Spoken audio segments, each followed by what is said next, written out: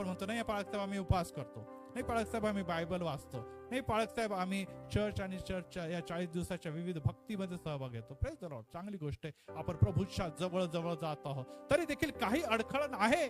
Praise the Lord, काही बंधन आहे जे मोडण्याची गरज आहे, आणि ते बंधन आणि जे सर्व काही ताकद आहे त्याकरता मोडण्यासाठी तुम्ही आणि मी निर्बळ आहोत, कमकुवत आहोत. Praise the Lord. आणि ते आत्मनिग्रह ज्याला म्हणतो ते करत असताना आम्हाला पवित्र आत्म्याचं सहाय्य आणि मार्गदर्शनाची गरज आहे. Praise the Lord. त्याकरता आज या वचनाकडे आपण जात आहोत. योहान शुभ वर्तमान याचा 12वा अध्याय, आणि यामध्ये प्रभू येशू ख्रिस्ताने एक खूप सुंदर उदाहरण देत येणे प्रकारे सांगितलं. योहान शुभ वर्तमान 12वा अध्याय आणि वचन 23 पासून पुढे वाचतो मी. येशूने त्यांना म्हटले, मनुष्याच्या पुत्राचे गौरव होण्याची वेळ आलेली आहे. गौरव होणं म्हणजे काय? आपल्याला माहिती आहे की कोणताही पंतप्रधान असो किंवा एखाद्या मॅचेस चालू आहे, टुर्नामेंट चालू आहे, आणि त्याच्यामध्ये अवॉर्ड देण्याची वेळ असो, मॅन ऑफ द मॅच असो किंवा मॅन ऑफ द टुर्नामेंट असो, हे सर्व गौरवाचे जागा आहे. पण येशू ख्रिस्त म्हणतो माझ्या गौरव होण्याची वेळ आलेली आहे. आता येशू ख्रिस्ताला कोणत्या पोडियमवर, कोणत्या पुलपीटवर, कोणत्या विक्ट्री स्टँडवर चढायला नाही जायचं होतं. येशूला कुठे चढायला जायचं होतं?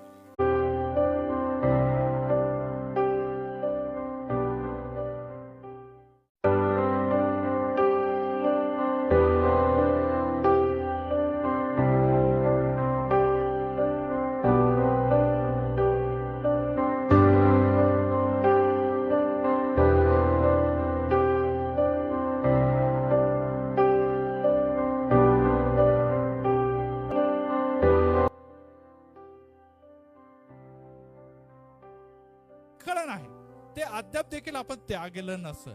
पण आपण म्हणतो नाही पाळक साहेब आम्ही उपवास करतो, नाही पाळक साहेब आम्ही बायबल वाचतो, नाही पाळक साहेब आम्ही चर्च आणि चर्चच्या या 40 दिवसाच्या विविध भक्तीमध्ये सहभाग घेतो. प्रेज द लॉर्ड, चांगली गोष्ट आहे. आपण प्रभूच्या जवळ जवळ जात आहोत, तरी देखील काही अडखळण आहे. प्रेज द लॉर्ड, काही बंधन आहे जे मोडण्याची गरज आहे, आणि ते बंधन आणि जे सर्व काही ताकद आहे त्याकरता मोडण्यासाठी तुम्ही आणि मी निर्बळ आहोत, कमकुवत आहोत. Praise the Lord. आणि ते आत्मनिग्रह ज्याला म्हणतो ते करत असताना आम्हाला पवित्र आत्म्याचं सहाय्य आणि मार्गदर्शनाची गरज आहे. Praise the Lord. त्याकरता आज या वचनाकडे आपण जात आहोत.